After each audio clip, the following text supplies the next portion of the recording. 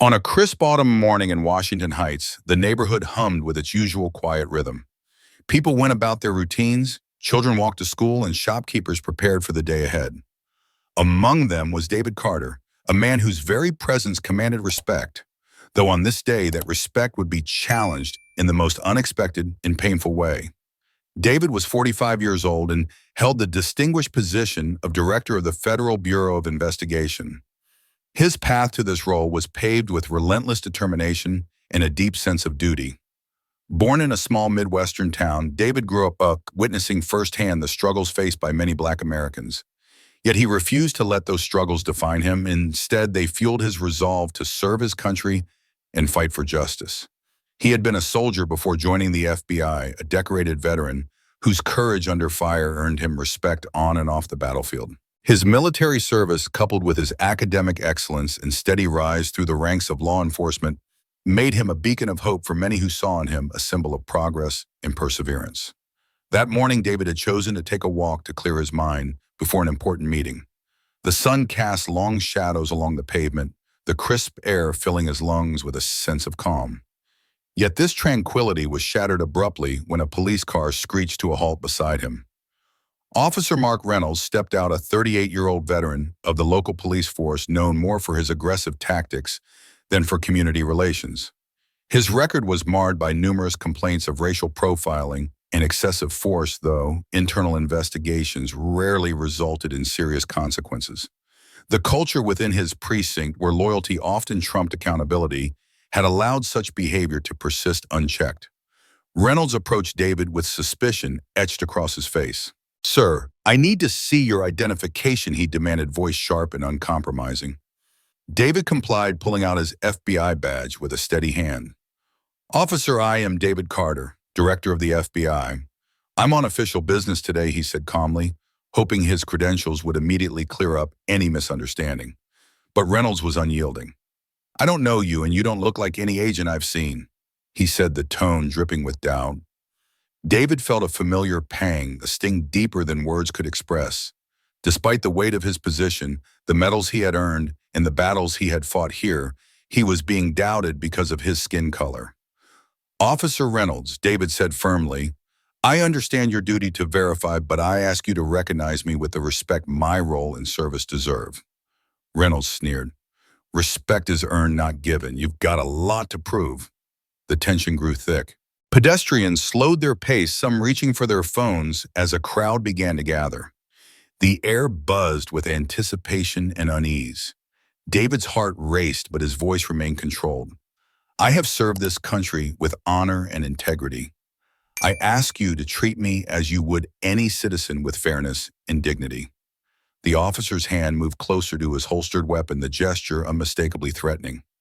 David's mind flashed back to his years in uniform, where he had faced real threats to his life on battlefields far away. Yet now, on a city sidewalk, he was the one being threatened by the very people sworn to protect. Witnesses around them exchanged glances, some shocked, others angered. Phones captured every second, live streams flickering across social media platforms as outrage began to swell. This confrontation was no longer about one man's walk interrupted. It was a glaring example of systemic prejudice, a stark reminder that for many Black Americans, no amount of achievement or rank can shield them from suspicion and injustice. David stood tall, embodying resilience. "I'm here to serve the people just as you are. Let us not allow prejudice to cloud justice." Reynolds barked in order to back away, but the community had already begun to witness the injustice unfolding before them. In that moment, the thin line between authority and abuse became painfully clear. This was a test not just for David Carter, but for the ideals of equality and respect that America claimed to uphold. The events of that day would ripple far beyond Washington Heights, sparking conversations about race, power, and justice that could no longer be ignored. David's story was about to be told not just as a man wrongfully challenged, but as a symbol of a greater struggle that continues to define a nation. Before we get started with the story, drop a comment below telling us where you're tuning in from and what time it is there. We'd love to see how far this story has traveled and who it has touched. All right, let's jump right into it. Officer Mark Reynolds was a man well known within the precinct, but not for the reasons one might hope. At 39 years old, he had carved out a reputation marked by repeated allegations of racial bias and the misuse of authority. Yet time and again, formal complaints filed against him seemed to dissolve into thin air buried beneath a culture of silence and protectionism within the police department. Reynolds had grown up in a neighborhood much like Washington Heights, but one sharply divided along racial and economic lines. From an early age, he had learned to assert control as a means of survival, a mindset that would later translate into his approach as an officer. His rise through the ranks was steady, buoyed less by commendations for community service and more by his aggressive tactics during street confrontations. Within the police force, a tacit code reigned of brotherhood, where loyalty to fellow officers often overshadowed accountability. This thin blue line mentality created an environment where misconduct was frequently overlooked or minimized. Officers who stepped out of line faced subtle or overt pressures to conform, making it difficult for those wanting to challenge the status quo. Reynolds was a product of this system, one where complaints about his behavior were documented but rarely escalated beyond superficial reviews. Internal affairs investigations were cursory, more concerned with preserving the department's image than with seeking truth or justice. This protective bubble emboldened Reynolds, allowing him to act with impunity, believing the department would shield him regardless of the consequences. Colleagues who dared to speak out against Reynolds risked alienation, career setbacks, or worse. Such was the price of breaking the code of silence. Meanwhile, community members who lodged complaints often found their voices dismissed, leaving them feeling powerless and marginalized. The culture cultivated in this environment was one where authority could easily slip into abuse, particularly against minorities. Reynolds' encounters with Black residents were consistently marked by suspicion and disproportionate force. His presence in Washington Heights was a constant reminder of systemic issues that had long plagued the relationship between law enforcement and communities of color. His mindset was further hardened by a lack of meaningful oversight. Without strong disciplinary measures, the cycle of misconduct persisted. For Reynolds, the badge became less a symbol of protection for all citizens and more a tool to enforce control selectively. This reality set the stage for the fateful day when he crossed paths with David Carter. Reynolds approached the encounter with preconceived notions and a readiness to assert dominance, failing to recognize the man before him not only as a fellow servant of justice, but as one who had earned the highest respect and responsibility. The incident was not an isolated lapse, but the inevitable consequence of systemic failure, where a flawed culture enabled officers like Reynolds to act without fear of accountability. It illuminated the urgent need for reform within the department to dismantle the structures that perpetuated discrimination and abuse. Understanding Reynolds' background and the forces that shaped him does not excuse his actions.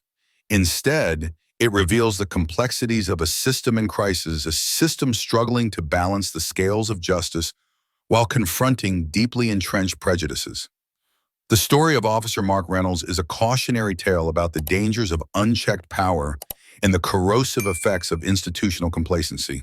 It challenges us to question not only individual behavior, but the very foundations of law enforcement culture. As the investigation into the incident with David Carter unfolded, these issues came sharply into focus. The public demanded answers, and the pressure mounted on the police department to confront its own shortcomings. In the courtroom and beyond, Reynolds' history became a focal point highlighting the broader implications of his conduct. His case served as a stark reminder that accountability must extend beyond one individual to encompass the system that enabled him. The journey toward justice for David Carter was intertwined with the struggle to reform a department resistant to change. It required courage from whistleblowers, resilience from the community, and a commitment to transparency and fairness.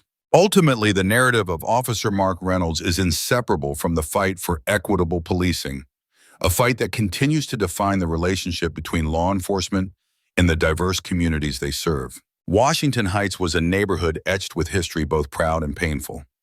Nestled in the heart of the city, it was predominantly a white community with deep-rooted traditions and a strong sense of identity. But beneath the surface, an undercurrent of tension simmered, a fragile thread stretched thin by decades of unspoken racial divides. Walking through Washington Heights, one couldn't ignore the subtle markers of division. The uneven distribution of resources, the subtle looks exchanged between neighbors of different backgrounds, and the stories whispered in corners of cafes and barbershops. This was a place where the past lingered palpably, shaping the present in ways that were sometimes invisible but always felt. For years, Washington Heights had witnessed incidents that echoed the story about to unfold, a narrative painfully familiar to many across the nation. There had been confrontations, sometimes violent, between the police and residents, particularly those from minority backgrounds who felt scrutinized and marginalized. These incidents didn't erupt overnight. They built up like pressure beneath a cracked surface fueled by patterns of mistrust and misunderstanding. One such event only a few years prior had seen a young black man stopped and searched without cause, a moment that escalated into chaos when bystanders intervened. The scars of that day were etched in the collective memory of the community, a stark reminder of the fragile relationship between law enforcement and the people they served. Washington Heights was also home to a vibrant mix of cultures and stories. Yet its social fabric was often strained by economic disparities and systemic inequalities. The neighborhood's schools, parks, and businesses reflected this uneven reality, some thriving, others neglected, a patchwork mirroring the community's fractured harmony. In this environment, fear and suspicion often mingled with hope and resilience. Families who had lived there for generations struggled with the duality of pride in their heritage and the desire for change. Activists worked tirelessly organizing community meetings and outreach programs, trying to bridge gaps and foster understanding. But the wounds of past injustices lingered, complicating efforts to build trust. The police presence in Washington Heights was a constant source of anxiety for many residents. While officers like Mark Reynolds patrolled the streets with an aggressive approach, the community's calls for respectful, fair policing often felt ignored. This disparity between protection and intimidation defined much of the neighborhood's daily experience. Residents shared stories of being stopped for minor infractions or mere appearances, their experiences underscoring a sense of alienation and powerlessness. For many, the police were not guardians of safety, but symbols of oppression. Their presence a reminder of a system that didn't see them as equals. This tension was palpable on the day of the incident involving David Carter.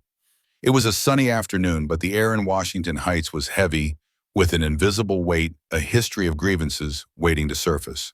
Carter's walk through the neighborhood would soon become a flashpoint, igniting conversations about race, power, and justice that had long been overdue. Understanding Washington Heights meant seeing beyond the surface of its streets and storefronts. It required recognizing the complexity of a community caught between its past and its aspirations for a fair future. The neighborhood was not just a backdrop, but a living character in the unfolding drama, a place where every interaction was shaped by history and hope. The events about to transpire there were not anomalies, but chapters in a larger story. A story about America's struggle with its identity, about the forces that divide and the courage it takes to unite. Washington Heights stood as a microcosm reflecting the nation's challenges and the urgent need for empathy and reform. In the days that followed the incident, Washington Heights would become a focal point for activists, journalists, and citizens demanding answers and accountability. Its residents, wary but determined, would rise to reclaim their streets, their voices echoing beyond the neighborhood's boundaries. This was a community on edge, ready to confront its fears, challenge injustice, and begin the difficult journey toward healing. The story of Washington Heights was not just about conflict. It was about resilience, about the power of people united by a shared vision of dignity and respect. As the narrative unfolds, the character of this neighborhood reveals itself in every conversation, every protest, every moment of quiet reflection. It reminds us that behind every headline and court case lies a community grappling with its identity and its future, a reminder that change begins at home in the places where people live, love, and fight for justice. The afternoon sun cast long shadows over the cracked sidewalks of Washington Heights as David Carter took a leisurely walk through his neighborhood. The air was filled with the usual hum of everyday life, children playing, neighbors chatting, and the distant rumble of cars. David, a 34-year-old African-American man and a respected local community leader, was heading to meet a friend at a nearby cafe. He moved with the quiet confidence of someone who knew his rights and his place in the world. But that calm would soon be shattered. Suddenly, a patrol car screeched to a halt beside him. Officer Mark Reynolds stepped out, his eyes locked on David with a cold intensity that cut through the warmth of the day. Reynolds was 39 years old, a man known in the precinct for his tough demeanor and a string of complaints mostly about racial profiling and aggressive tactics, but none serious enough to jeopardize his position. "Hey, you, stop right there," Reynolds barked, his voice echoing down the street. David halted, raising his hand slightly, signaling peace but readiness. Reynolds approached with a swagger that spoke of authority but also entitlement. "What are you doing here? You look suspicious. Show me some ID." He demanded, his tone accusatory and sharp. David's heart rate quickened, not out of fear but a familiar frustration. He had faced this before countless times in different forms, yet today was different. Today he was prepared. "Officer, I'm just taking a walk. There's no reason for this stop," David replied calmly, keeping his voice steady, measured. Reynolds scoffed, taking a step closer. "You expect me to believe that this neighborhood doesn't need any troublemakers. Hand over your ID now." David's eyes met Reynolds. There was a mix of defiance and a deep understanding that this encounter was about more than just an ID check. It was about power prejudice and a systemic issue deeply embedded in the culture of policing. "I have every right to be here," David said firmly. "You're profiling me without cause. I'm not obligated to give you my ID unless you have reasonable suspicion or probable cause." Reynolds' jaw tightened, his face flushing with irritation. "Don't get smart with me," he snapped. "You're going to comply or things will get ugly."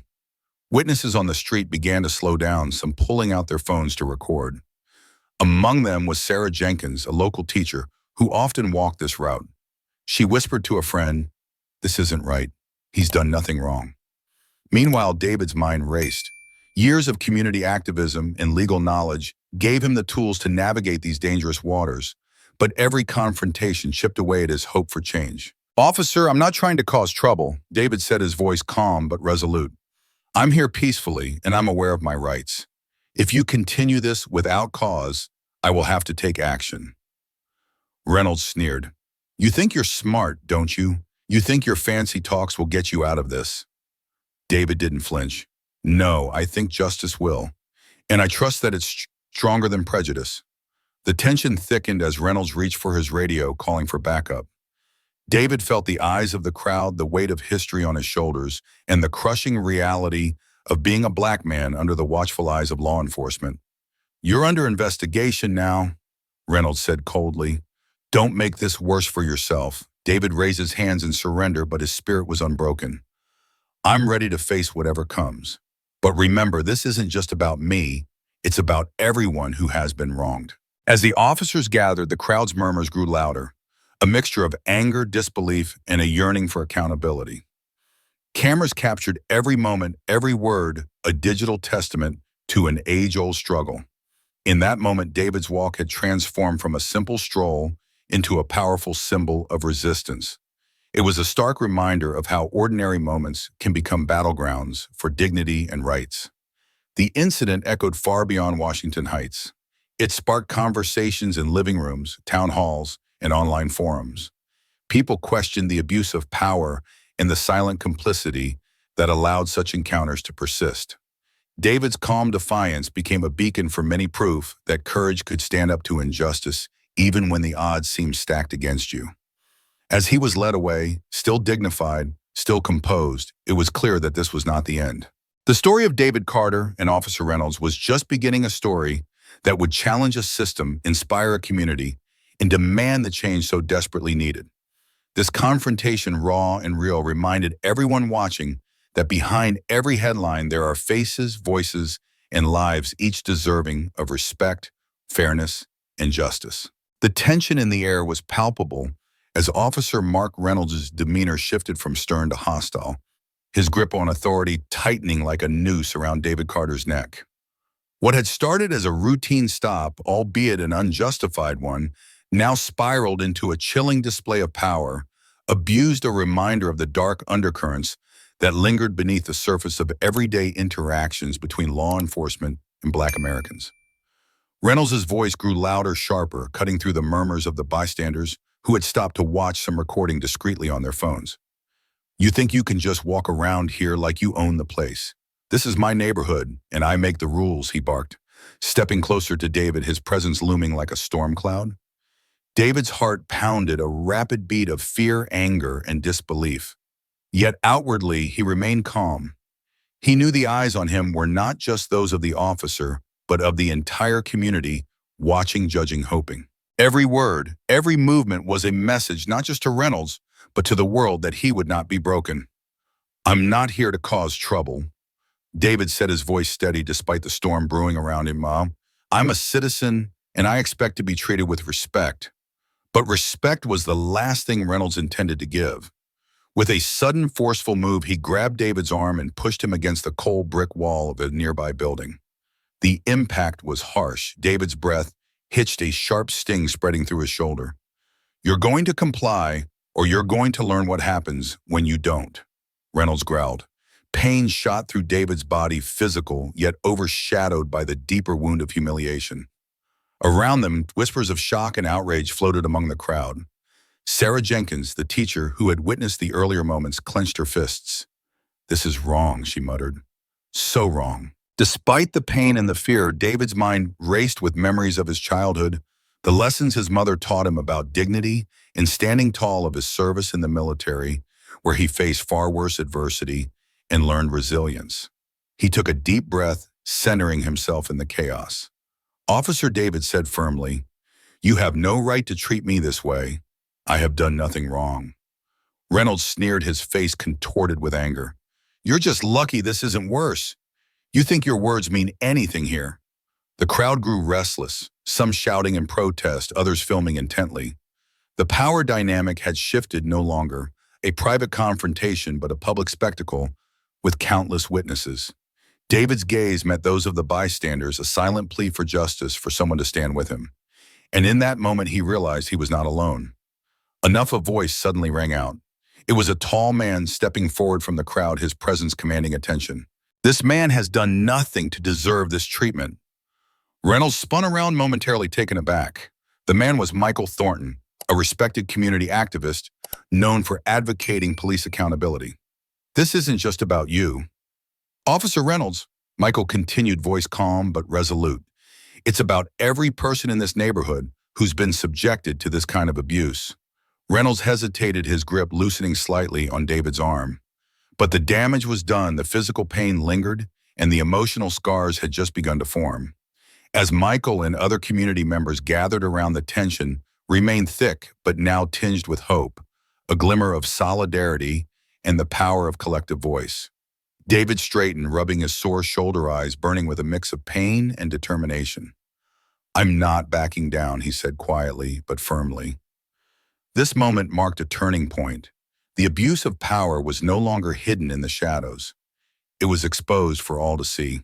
Behind the badge, behind the uniform, was a system grappling with its own failures, one that too often protected those who wielded power unjustly. For David, the experience was a painful reminder of the obstacles Black Americans face daily. But it also underscored a profound truth. Courage, dignity, and community can challenge even the most entrenched injustices. As the crowd dispersed, whispers of outrage and calls for change rippled through Washington Heights. The video footage captured by several witnesses was already circulating online, igniting conversations far beyond the neighborhood's borders. David's encounter was no longer just his story, it had become a symbol of a larger struggle, a rallying cry for reform and respect. And while the scars from that day would take time to heal, the spirit of resilience that carried David through the ordeal promised that this was only the beginning of a much-needed fight for justice.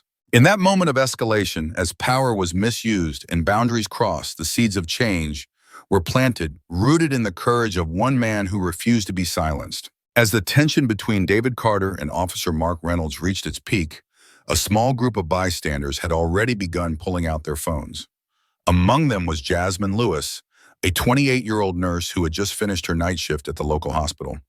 She had always carried her phone with her, not just for calls or texts, but because she believed in the power of documentation. When she saw Reynolds' harsh treatment, of David Jasmine instinctively started recording.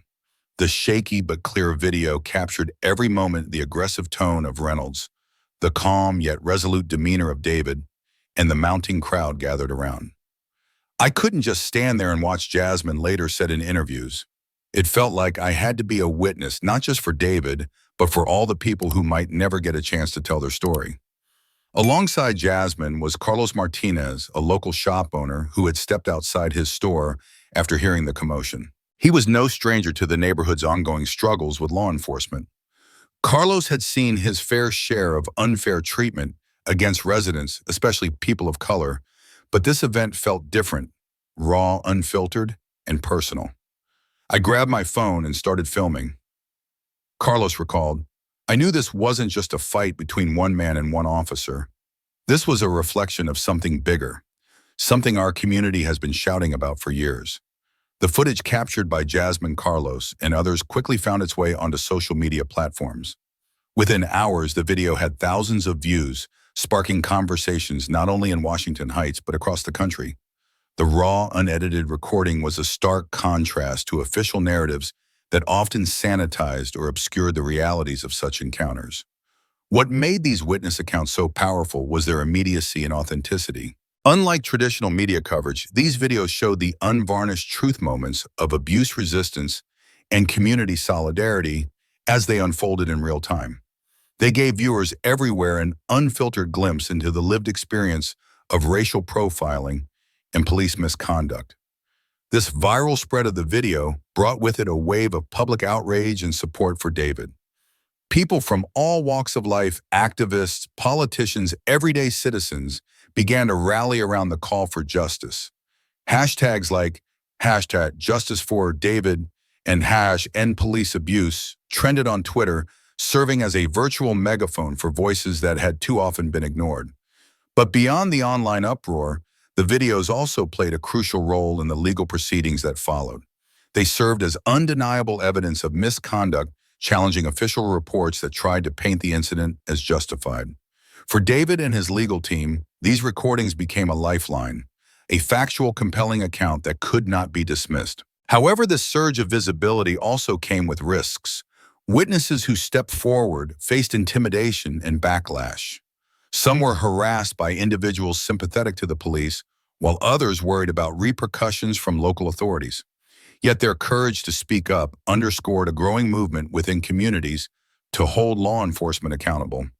Jasmine and Carlos, along with other witnesses, became unexpected heroes, not because they sought fame, but because they stood firm in their commitment to truth and justice.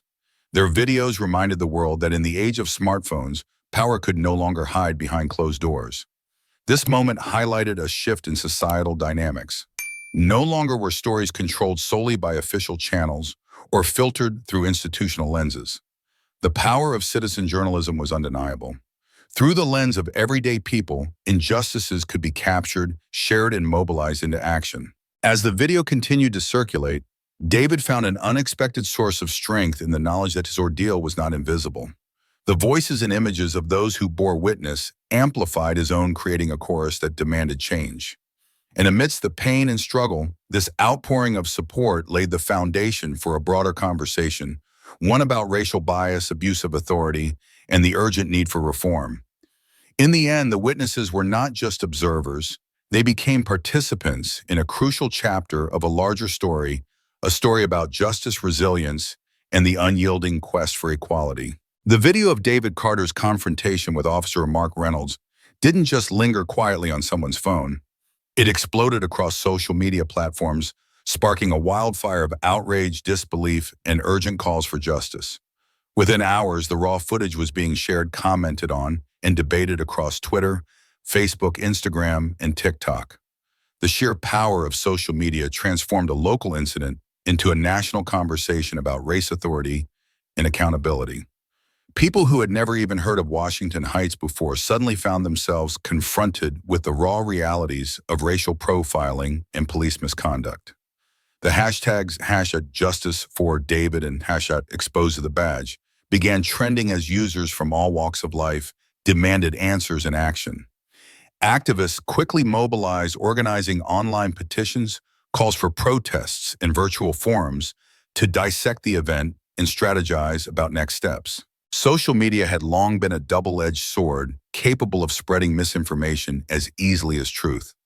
But in this moment, it became a beacon of transparency. Unlike official police statements or news reports, the videos posted by witnesses showed unfiltered, undeniable evidence of what had transpired. This visual proof pierced through denial and doubt, compelling a broad audience to face uncomfortable truths.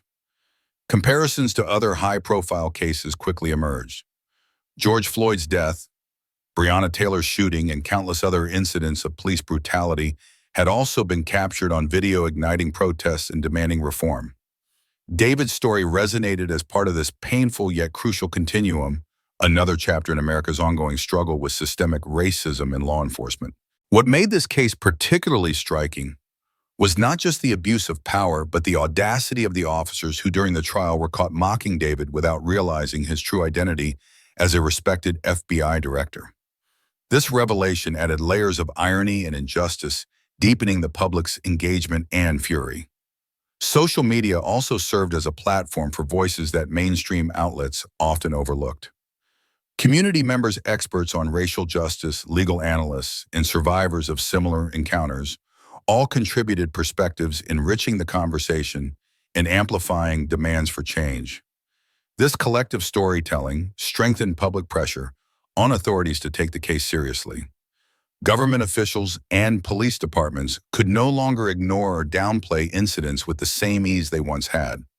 The digital age meant that every moment, every interaction had the potential to be recorded, dissected, and shared worldwide. For many, this was a new form of accountability that the traditional justice system had long failed to deliver. But the viral spread of the video wasn't without challenges. It fueled polarization, with some defending law enforcement while others condemned the entire system. Yet this friction also forced a necessary public reckoning, a broader dialogue about the deep-seated issues behind such confrontations. For David Carter and his supporters, social media was a lifeline. It transformed his personal ordeal into a symbol of resistance and hope. It galvanized allies and exposed the urgent need for reform, not only in Washington Heights but across the nation. As the online movement grew, it transcended hashtags and virtual activism. Protests, community meetings, and legislative hearings followed, each echoing the call that had started with a few shaky smartphone recordings. The power of social media proved undeniable. It was a tool not just for witnessing injustice, but for challenging it head-on. In the end, this viral outcry was more than just public reaction. It was a catalyst. It pressured institutions to confront uncomfortable realities and sparked momentum toward meaningful change. And it reminded everyone watching that in today's world, silence is no longer an option. The camera is always rolling, and justice demands to be seen and heard. Systemic racism in American law enforcement is a shadow that has long lingered in the background, often unseen but deeply felt by countless communities. It's an insidious force, not always blatant or overt, but woven into the fabric of policing, culture, policies, and practices. To understand the incident involving David Carter and Officer Mark Reynolds, one must grasp this unseen enemy that silently perpetuates inequality and injustice. At its core, systemic racism is more than individual prejudice. It's a structural problem. It exists in the assumptions, biases, and behaviors that become normalized within a system, sometimes unconsciously. Officers like Reynolds, who have faced repeated complaints about racial bias but face little or no serious consequences, are symptomatic of this deeper issue. The culture inside many police departments often shields such behavior rather than challenges it. This shielding comes from the notorious blue wall of silence, a code of loyalty among officers that discourages reporting or speaking out against colleagues' misconduct. It fosters an environment where wrongdoing, especially that which targets marginalized groups, can be ignored or minimized. The fear of reprisal or ostracism keeps many officers silent, allowing abusive behaviors to persist unchecked. Moreover, implicit biases, unconscious attitudes, or stereotypes that affect understanding actions and decisions play a crucial role.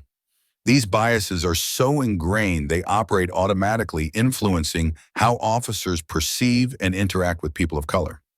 For example, studies show that officers are more likely to perceive Black individuals as threatening, which can escalate encounters unnecessarily.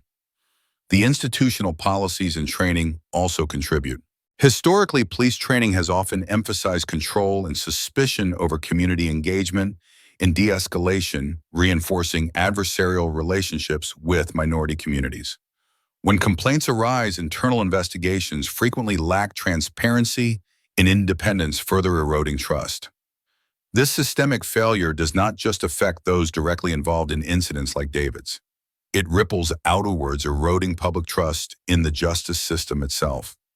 Communities plagued by over-policing, racial profiling, and violent encounters begin to view law enforcement not as protectors, but as oppressors. This breakdown in trust undermines public safety and the very purpose of policing. Historical context deepens this understanding.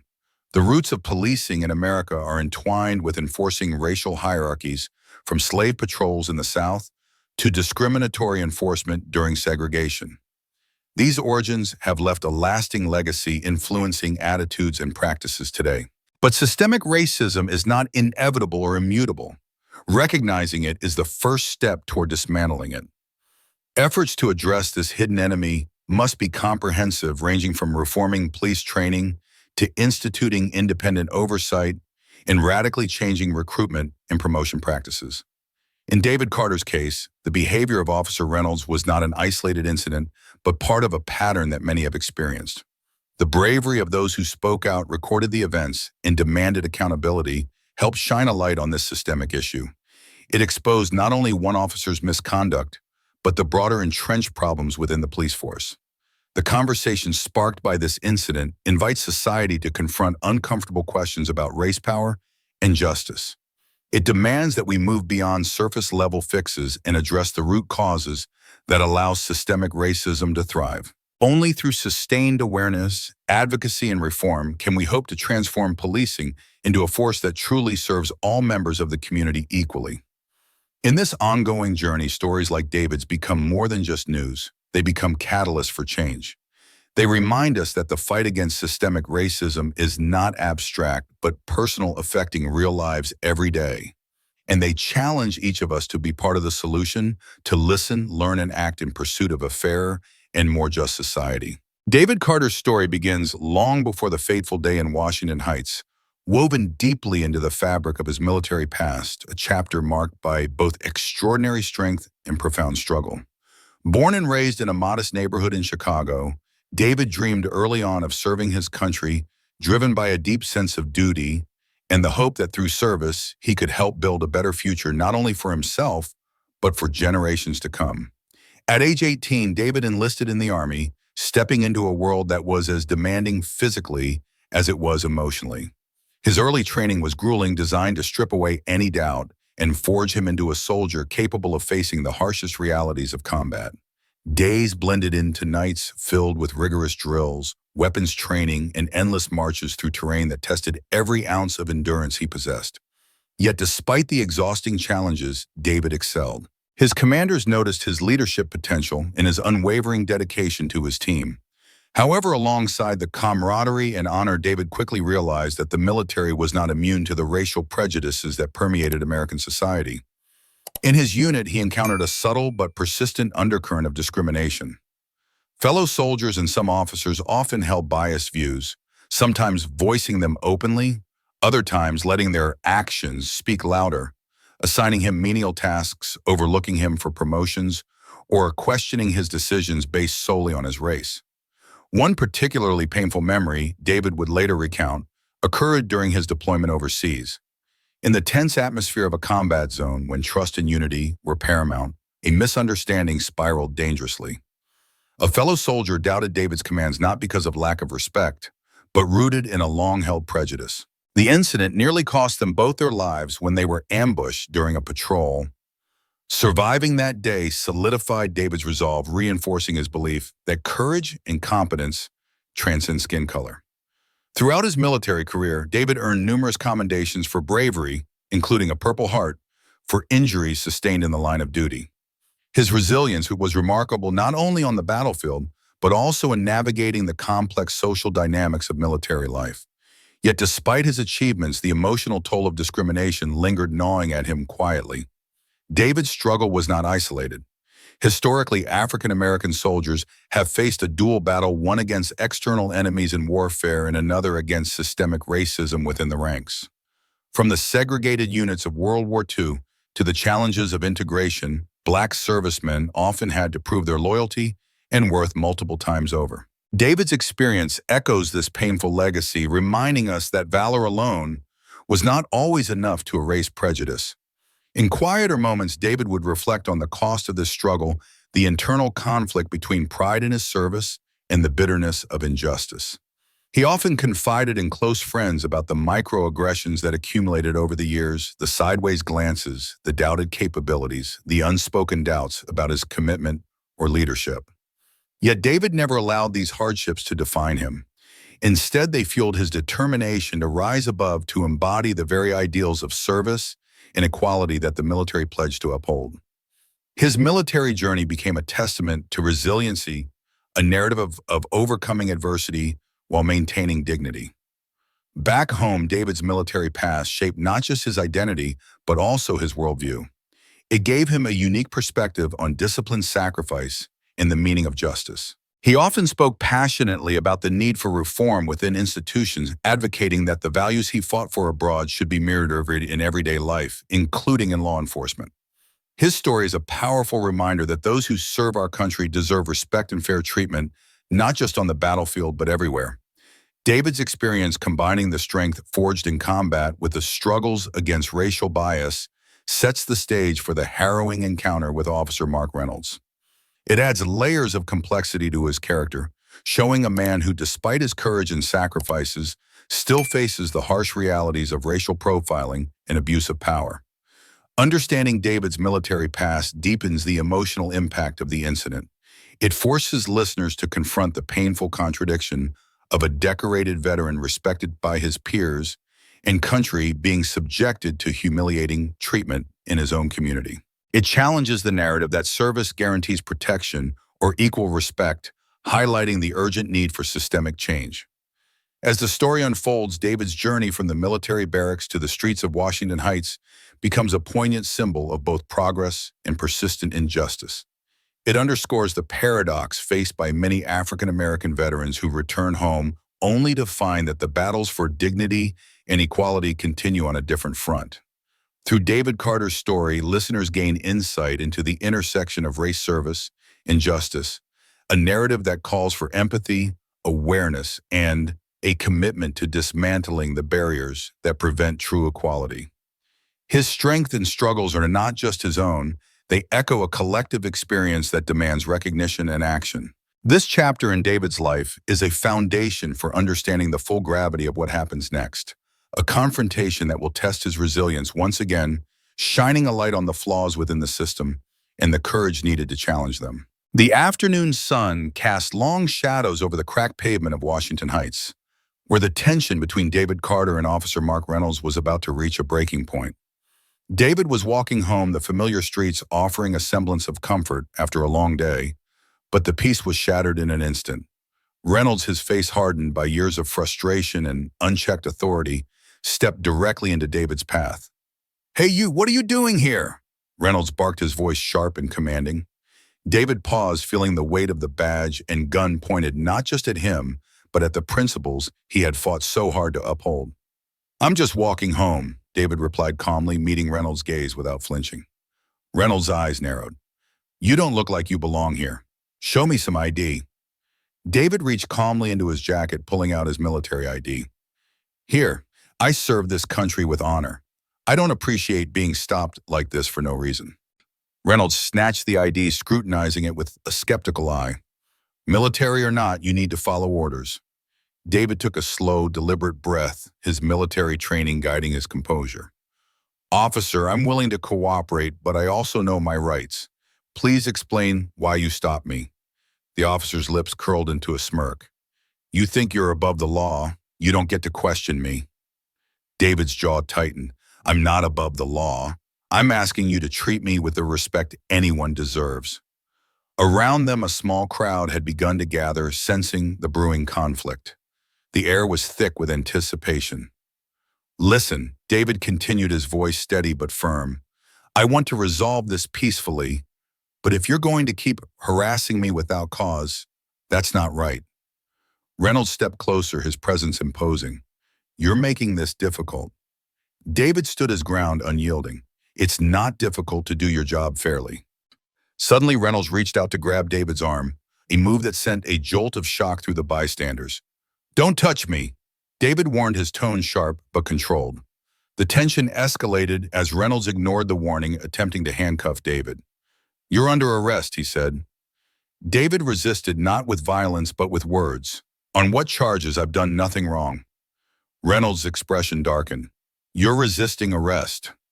David looked him straight in the eye, his voice calm but unwavering. "I'm protecting my rights. Arresting me without cause is abuse of power." The crowd murmured in disbelief. A bystander pulled out a phone, beginning to record the encounter.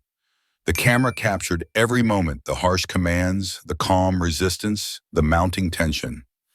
As Reynolds struggled to assert control, David's presence remained dignified, a testament to the strength built from years of discipline and facing adversity. "Why are you really doing this?" David asked quietly, his questions slicing through the noise. Reynolds hesitated, the facade cracking for a moment. But then he tightened his grip, pushing forward with the arrest. Yet David did not falter. Even as he was led away, his eyes scanned the crowd, silently imploring witnesses to remember this moment, not just as an incident, but as a symbol of a deeper struggle against injustice. In the aftermath, the confrontation would be dissected, replayed, and debated. But in that charged moment on the street, it was a clash between a man standing firm for his dignity and a system too often wielding power without accountability. David's stance that day was not just about resisting an unjust arrest. It was about affirming the right of every individual to be treated with fairness and respect, regardless of race or status. His courage, calmness, and resolve under pressure became a beacon for many who had felt similarly marginalized, inspiring calls for change and accountability far beyond the boundaries of Washington Heights. The story of that confrontation reminds us all standing up against injustice requires strength, patience, and unwavering belief in one's worth. David Carter embodied those qualities, making his story not just a personal battle, but a universal call for justice. The news of David Carter's unjust confrontation with Officer Mark Reynolds spread through Washington Heights like wildfire. Almost immediately, the community's initial shock transformed into a powerful wave of outrage and determination. People who had long endured similar injustices recognized in David's story a reflection of their own struggles, the silent battles fought every day against a system too often blind to fairness. David's family was among the first to react. His wife, Angela, was overwhelmed by a mix of fear and fierce pride. "I was terrified when I saw the video," she said, voice shaking but resolute. "But I also knew David would stand up. He's a man of integrity. He's not someone to back down from injustice." Their two children, young and full of hope, struggled to understand the harsh reality their father faced simply for walking home. Neighbors began organizing community meetings where voices rose in unison against what they called systemic abuse. Local churches opened their doors for gatherings focused on support and action. "We can't stay silent anymore," declared Pastor Williams during one such meeting. "This is about our dignity, our rights, and our future." Social media played a pivotal role in escalating the movement. The video of David's confrontation, captured by a bystander's phone, rapidly went viral, spreading beyond Washington Heights to national and even international audiences. Thousands shared and commented, expressing outrage support and calls for accountability. Hashtags like #JusticeForDavid and #EndPoliceAbuse trended, with activists, journalists, and everyday citizens amplifying the story. Online forums buzzed with discussions about racial profiling, police reform, and civil rights, weaving David's personal experience into a larger tapestry of nationwide grievances. Mainstream media outlets picked up the story, prompting interviews with David and his family. During a live interview, David calmly addressed the camera. "This isn't just about me. It's about millions who face discrimination and abuse daily. It's time for change, real change." His composed demeanor and unwavering message resonated deeply, inspiring many to take a stand. Politicians and community leaders were forced to respond. Local officials promised investigations and reforms, though skepticism lingered among those who had seen promises broken before. Still, the public pressure made it impossible to ignore the issue. Grassroots organizations mobilized rallies and peaceful protests throughout the city. Streets filled with banners demanding justice, chanting, voices echoing David's name, and the call for equality. The energy was palpable, a community united in pain and hope, refusing to let the incident fade into silence. David's story also sparked introspection within law enforcement. Some officers publicly condemned the actions of Reynolds, calling for accountability and cultural change. "We must confront the biases within our ranks," said Sergeant Lisa Ramirez, a vocal advocate for reform. "This is a wake-up call for all of us." Yet amid the outpouring of support, challenges arose. There were attempts to discredit David, to diminish the significance of the video, and to protect those in power. Legal battles loomed on the horizon, underscoring the uphill fight ahead. Through it all, the community's resolve only strengthened. From the streets of Washington Heights to social media feeds across the country, David Carter's confrontation became more than an isolated event. It became a symbol of a collective demand for justice and dignity.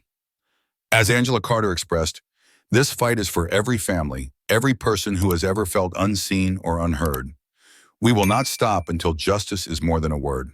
The power of the community's reaction illustrated the profound impact one story can have, igniting awareness, empathy, and action. It was a testament to the fact that when voices rise together, no injustice can remain hidden in the shadows.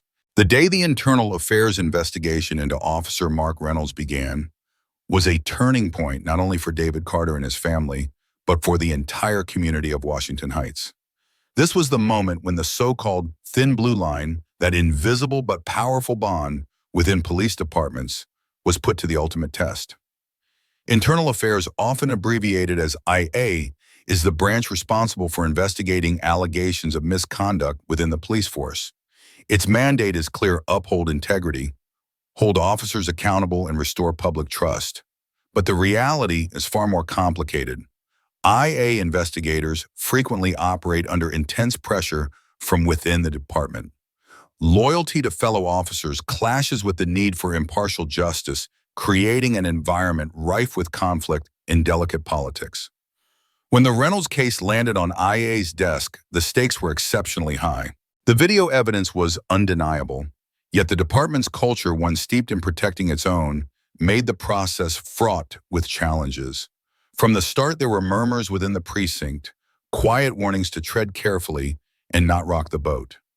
Detective Maria Sanchez, one of the lead investigators on the case, understood the gravity of her role. She was a seasoned professional with nearly 15 years on the force and a reputation for tenacity and fairness. Sitting in her office, surrounded by case files and interviews transcripts, she spoke candidly about the pressure she and her colleagues faced. Internal Affairs isn't just about finding the truth, Maria explained. It's about navigating a minefield of allegiances, biases, and unspoken rules. Officers are your colleagues, sometimes your friends. Investigating one of them, especially in a high-profile case, can isolate you in ways people outside the force can't imagine. Maria and her team began by interviewing witnesses from the bystanders who recorded the incident to other officers on duty that day. Each statement was meticulously documented, but as they dug deeper, patterns emerged: past complaints against Reynolds that had been dismissed, reports of aggressive behavior swept under the rug, and an unspoken code of silence among officers that prevented candid disclosures. One young officer, hesitant but determined, confided in Maria, "We see things happen, things we know aren't right, but speaking up feels like betrayal. You risk everything: your career, your relationships, even your safety." This unwritten rule, known colloquially as the blue wall of silence, became a significant obstacle. IA investigators had to confront not only the facts of the case, but the culture that enabled misconduct to persist unchecked. It was a delicate balancing act, pushing for accountability without alienating the force or igniting internal strife. At the same time, the pressure wasn't only internal. The community demanded swift and transparent justice. Activists, local leaders, and media outlets watched closely, ready to call out any hint of a cover-up. Maria's team was caught in a crossfire between the community's thirst for justice and the department's instinct for self-preservation. The investigation also revealed troubling procedural failures. Despite Reynolds' history of complaints, there was little follow-up, no significant disciplinary action, and a tendency to minimize incidents as part of the job. This pattern raised critical questions about oversight and the effectiveness of existing mechanisms designed to prevent abuse of power. Maria recalls a tense meeting with department leadership. There was resistance, she said. Some argued Reynolds deserved a second chance, that his service record should count. But accountability isn't about past service, it's about present behavior and ensuring it never happens again. Meanwhile, David Carter's legal team kept close tabs on the IA process. His attorney, James Howard, understood that the internal investigation, while crucial, was just one piece of a much larger fight for justice. IA investigations often move slowly, and their findings can be limited, James remarked. That's why civil litigation and public pressure remain essential. Throughout the months-long investigation, whispers of retaliation against whistleblowers surfaced. Officers who dared to cooperate faced subtle intimidation, from reassignment to social ostracism. Maria spoke out against these tactics. Protecting those who speak up is vital. Without that, we perpetuate a culture of silence. Despite the hurdles, IAA eventually compiled a comprehensive report detailing Reynolds' misconduct, recommending disciplinary action that included suspension and termination proceedings. But for many in Washington Heights, it wasn't enough. The call for criminal charges and systemic reform grew louder. The case spotlighted a broader issue plaguing many police departments across the country: how to reconcile loyalty and justice within a system designed for camaraderie, yet tasked with public accountability. Experts weighed in, highlighting the need for independent oversight bodies free from departmental influence. Internal affairs can't be the only answer, said Dr. Helen Freeman, a criminal justice scholar. True reform requires transparency, external review, and a fundamental shift in police culture. As the investigation closed, Maria reflected on the personal toll. This work changes you.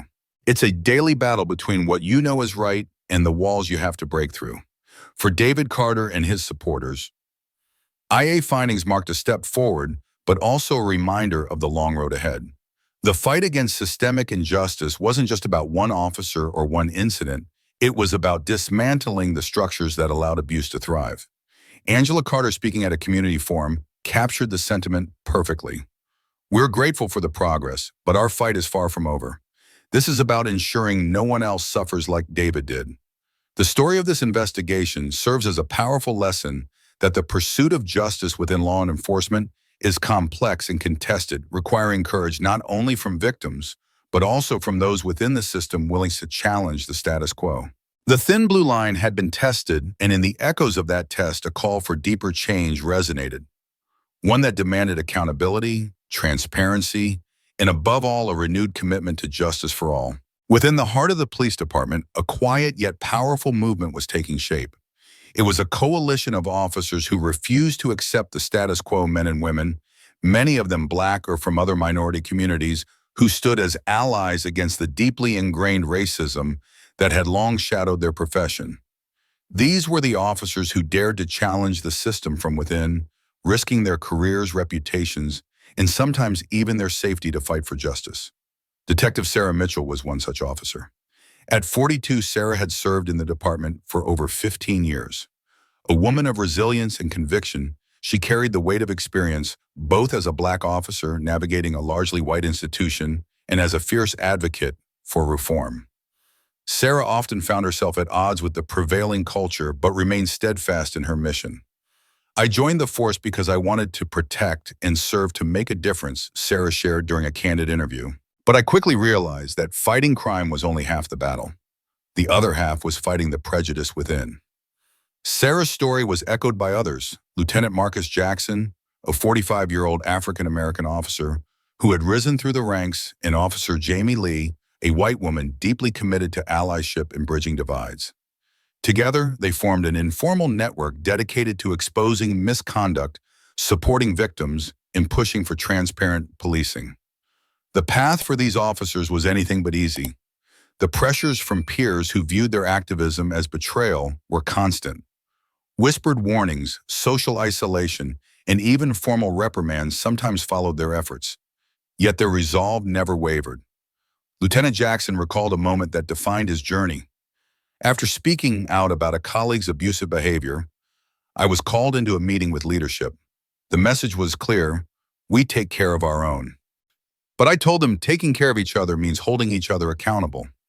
That wasn't popular, but it was necessary. These officers recognized that real change required not just individual courage, but structural reform. They advocated for improved training programs focused on bias awareness, community policing initiatives, and stronger protections for whistleblowers within the department. Officer Lee, who had joined the force to contribute positively despite not sharing the same racial background as many of her colleagues, stressed the importance of solidarity. Allyship isn't just about words, she explained. It's about listening, learning, and standing up even when it's uncomfortable. We owe that to the communities we serve and to the integrity of our profession.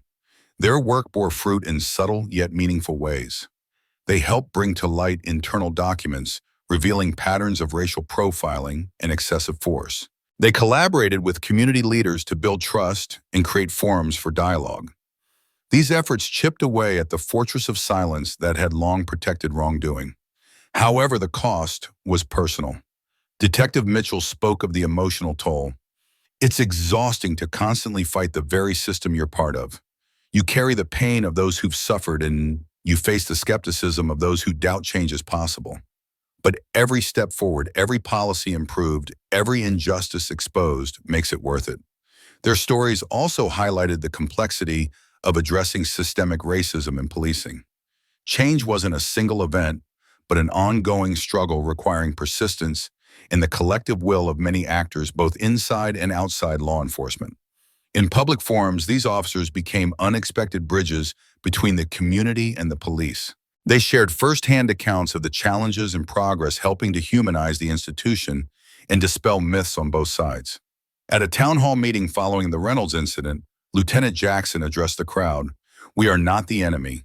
We are your neighbors, your friends, your family. We want justice as much as you do. But for change to happen, we need your partnership and your voice." Their presence in the story of David Carter's case was crucial. They provided insider insights during legal proceedings, offered expert testimony, and supported reforms proposed by activists and policymakers. Their advocacy ensured that the conversation went beyond one incident, shining a light on the larger system in need of transformation. The courage of these officers reminds us that even within flawed institutions, there are voices calling for justice. They challenge the narrative that pits police against communities, showing that change is possible when allies unite. Yet their journey is far from over. The ongoing struggle against racism and abuse within law enforcement demands continued vigilance, courage, and collective action. Their stories inspire hope that from within the shadows of systemic problems, rays of light emerge, guiding the way toward a fairer and more just future for all. The courtroom was packed, the air thick with tension, anticipation, and a heavy dose of skepticism. David Carter sat at the plaintiff's table, flanked by a team of determined attorneys who had committed themselves to one cause: justice. This was no ordinary legal battle. It was a confrontation between a man wronged by a system designed to protect and a powerful institution fiercely defending its own. From the very first day, the legal team knew they were up against more than just a police department. They were challenging a deeply entrenched culture of silence and protectionism. Officer Mark Reynolds and his defenders came armed with experienced lawyers, eager to dismiss David's claims as exaggerated or unfounded. But David and his team had something just as formidable: undeniable evidence, unyielding courage, and the truth captured through the eyes of witnesses and cameras alike. David's lead attorney, Rebecca Hall, was a seasoned civil rights lawyer. She had seen similar cases before, but none quite like this. Her voice was steady and firm as she addressed the jury on opening day. This is not just about one man's experience. It's about the principle that no one, no matter their skin color, their background, or their rank, should be subjected to abuse, intimidation, or injustice. Rebecca carefully laid out the narrative, weaving together video footage, witness testimonies, and official records that painted a damning picture of Officer Reynolds' behavior. This isn't a case of a single bad day. It is the result of years of unchecked misconduct in a system that allowed it to fester.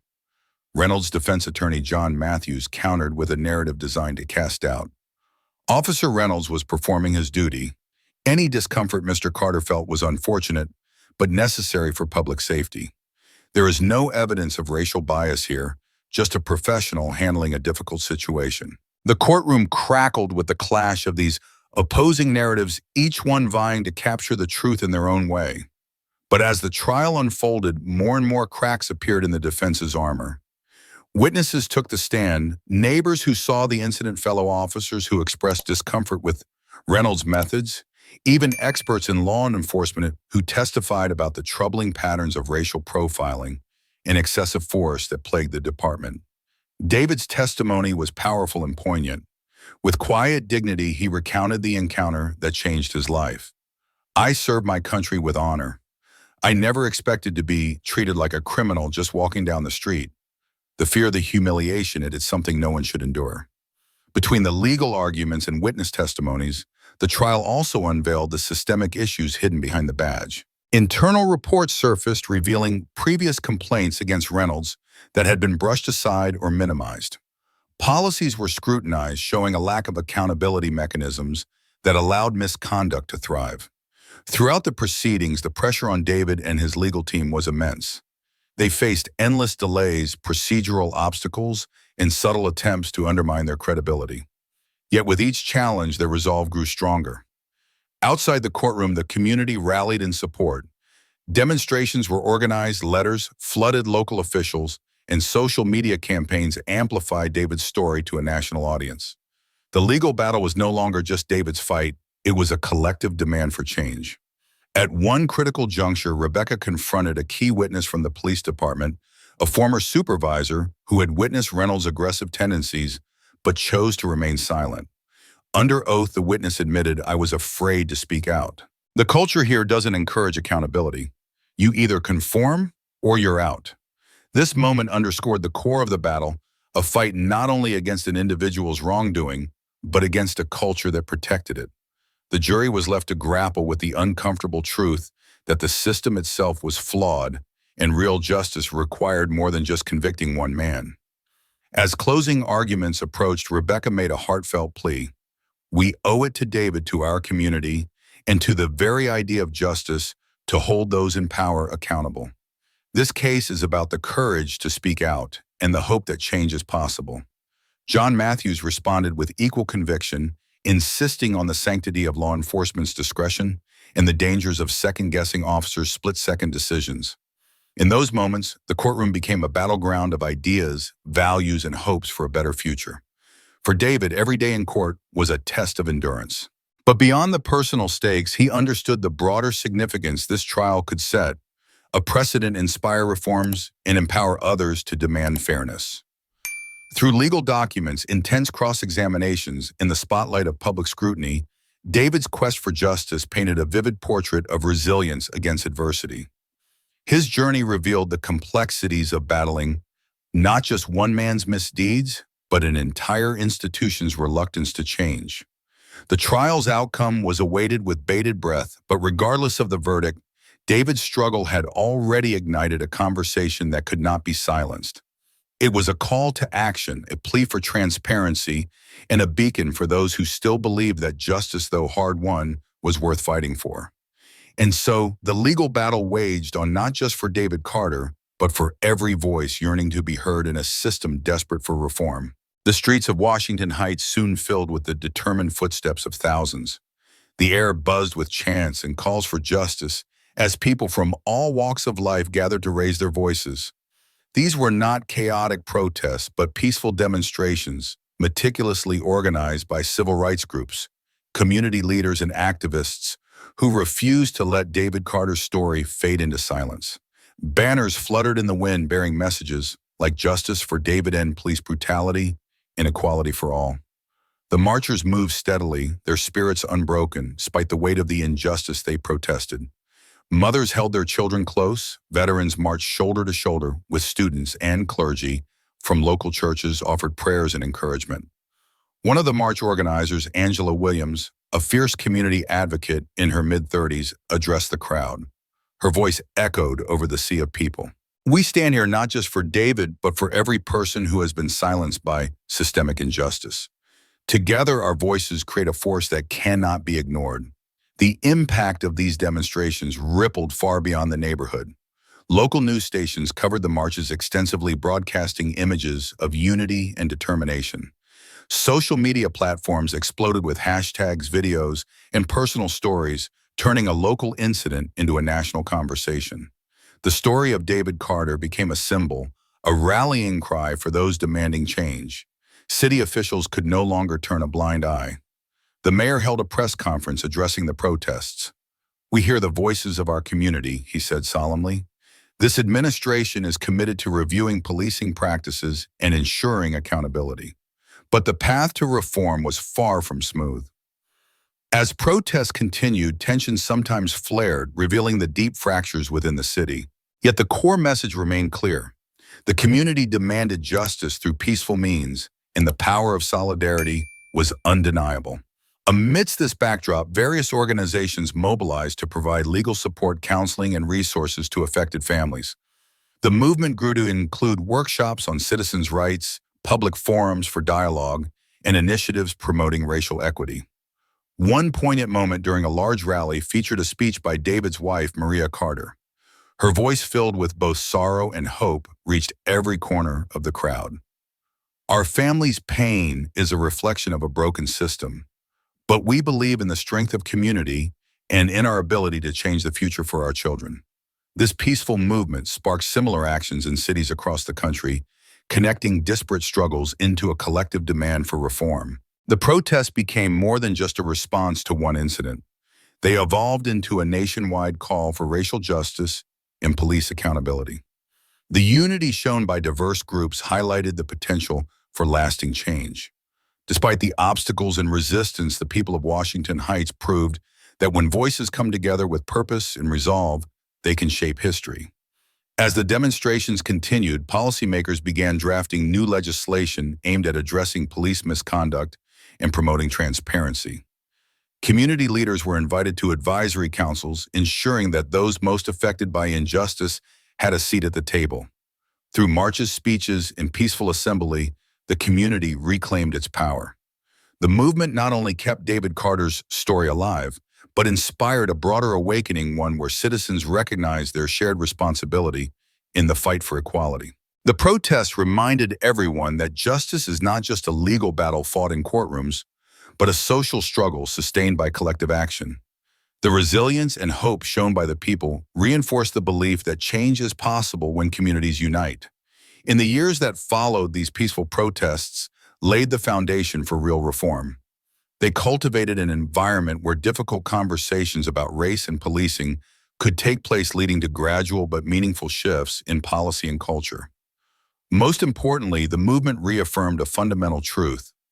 The voice of the people, when raised together in unity, is a powerful catalyst for justice. And in that truth, the legacy of David Carter's fight for justice continues to resonate, reminding us all that change begins with standing up and speaking out, no matter how daunting the challenge. The morning of the trial arrived heavy with tension, the kind that weighs on every breath and settles deep in the bones. Outside the courthouse, a sea of reporters, activists, and community members gathered, their faces a blend of hope and resolve. Inside the grand hall, the air was thick with anticipation and unspoken emotion. This was more than a legal proceeding. It was a battleground for justice itself. David Carter entered the courtroom with a calm determination that belied the storm raging around him. Dressed sharply, his military bearing unmistakable, he carried with him the dignity earned from years of service, now poised to confront a system that had wronged him.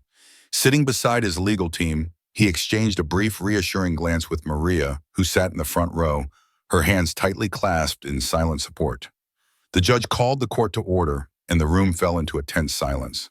The prosecutor rose first, a seasoned lawyer, known for her relentless pursuit of justice, her voice steady but firm. She laid out the charges against Officer Mark Reynolds' abuse of power, racial profiling, and excessive force. With a strategic precision, she framed the narrative not only around the incident with David, but within the larger context of systemic issues plaguing the police force. As we present this case, she declared, "You will see that this is not an isolated event, but part of a pattern of behavior that threatens the very trust between law enforcement and the community." Her opening statements were met with murmurs of agreement and nods from the gallery. She called the first witness a bystander who had captured the entire confrontation on video. As the footage played on a large screen, the courtroom was transported back to that fateful day, the exchange between David and Officer Reynolds escalating from a routine stop to an alarming abuse of authority. The witness described the scene in detail, their voice steady but tinged with the weight of the moment. "I couldn't believe what I was seeing. A man, a veteran being treated like a criminal. It was unjust and it needed to be documented." David was then called to the stand. He spoke with a measured calmness that commanded attention. He recounted his experience, the shock of being stopped without cause, the humiliating and aggressive treatment by the officer, and the deep pain that followed. His testimony was raw but composed, painting a vivid picture of the fear and indignity he endured. "I served my country with honor," David stated quietly. "But that day I was made to feel less than human simply because of the color of my skin." The defense attorney, a sharp and experienced lawyer, took the floor next. Their approach was clear: to cast doubt on David's account, suggest that the officer acted within his authority, and question the credibility of the video footage. The defense argued that Reynolds was performing his duty facing a suspicious individual, and that the encounter, while regrettable, did not amount to misconduct. Throughout the cross-examination, tensions ran high. David held firm, refusing to be shaken, his responses measured and sincere. The courtroom watched as two narratives clashed, one defending an officer's actions, the other exposing a deep wound inflicted by systemic failings. Other witnesses were called, fellow officers who either corroborated Reynolds' version or remained silent. A community leader who spoke passionately about the climate of fear and mistrust in Washington Heights, and an expert on police conduct who testified on the patterns of racial bias in law enforcement. Each testimony added layers to the story, some highlighting the gaps in accountability within the police department, others reinforcing the painful reality faced by many Black Americans in encounters with law enforcement. Amid these testimonies, Maria Carter sat silently, occasionally wiping away tears. Her strength was evident. She was the quiet force behind David's courage, embodying the collective hope of a community yearning for justice. Outside the courtroom, protesters gathered, their chants echoing through the city streets, a reminder that this trial carried the hopes of many beyond these walls. The day ended with the judge calling a recess, leaving the courtroom charged with emotion and anticipation. Legal teams huddled, discussing strategies, aware that this trial was more than a fight for one man's rights. It was a test of a system's integrity. As the courtroom emptied, a sense of gravity lingered. The battle for truth and justice had only just begun, but the voices raised here that day echoed a universal demand that no one, regardless of race or status, should face injustice under the shield of authority.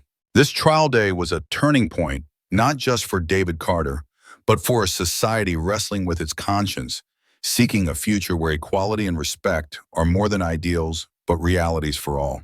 The courtroom buzzed with quiet anticipation as the doors at the back suddenly swung open. All eyes turned toward the unexpected figure entering the room. General Samuel Mitchell, a four-star general, known not only for his distinguished military career, but also for his unyielding integrity and commitment to justice. The room fell silent, a collective breath held, as this towering figure made his way to the front, past rows of spectators and legal professionals. David Carter caught his eye for a moment, a flicker of recognition passing between two men who had once served side by side under far harsher conditions than a courtroom's sterile walls. General Mitchell approached the bench, his expression solemn, the weight of his presence filling the space. "Your Honor," the general began, his voice steady yet deeply sincere. "I stand before you not just as a military leader, but as a man who has witnessed firsthand the sacrifices of soldiers like Mr. Carter. Today I come to publicly acknowledge the injustice he has suffered at the hands of those sworn to protect and serve." His words rippled through the room, catching even the most stoic off guard. He continued, "David Carter is not only a hero in uniform, but a symbol of resilience for our nation. To see him humiliated, disrespected, and subjected to racial prejudice by Officer Reynolds is a betrayal of everything we stand for in the armed forces and in society. The courtroom was held captive by his sincerity. He spoke of his own experiences with systemic bias within institutions, acknowledging that no amount of valor in combat could shield one from the ingrained prejudices that linger far from the battlefield. It is time, General Mitchell declared, to confront these demons openly, to hold accountable those who abuse their power, and to ensure that the principles of equality and respect guide every interaction on the streets and the courts and within our ranks. David's eyes glistened with a mixture of humility and relief. The general's unexpected appearance and heartfelt apology echoed louder than any legal argument could. It was more than a personal gesture. It was a beacon of hope that justice might prevail, not just for David, but for countless others who had suffered in silence. After his speech, General Mitchell approached David and extended his hand. "I'm sorry," he said